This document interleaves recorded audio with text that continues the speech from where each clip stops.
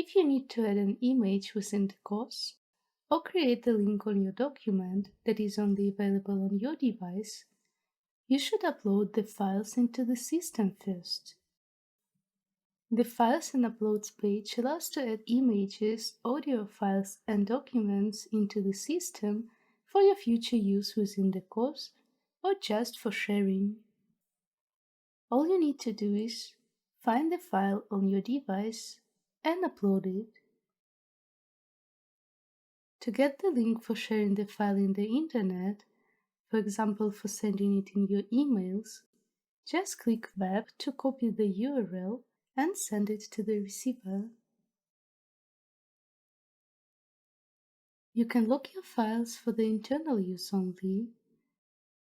The locked files are only available to the students of this course if they are logged into the system. Otherwise, the files won't be available.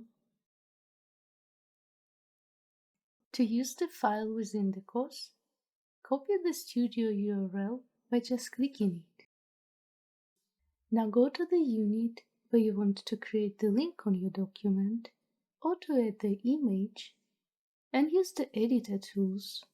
Just paste the link on the content that you want to add. It can be the studio link like in our case, or the URL for any file or image in the internet.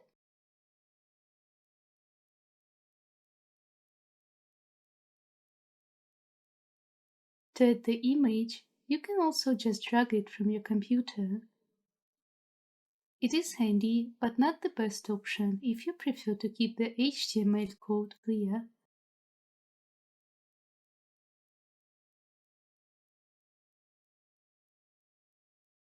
If you would ever need to delete the file, just click the trash bin icon.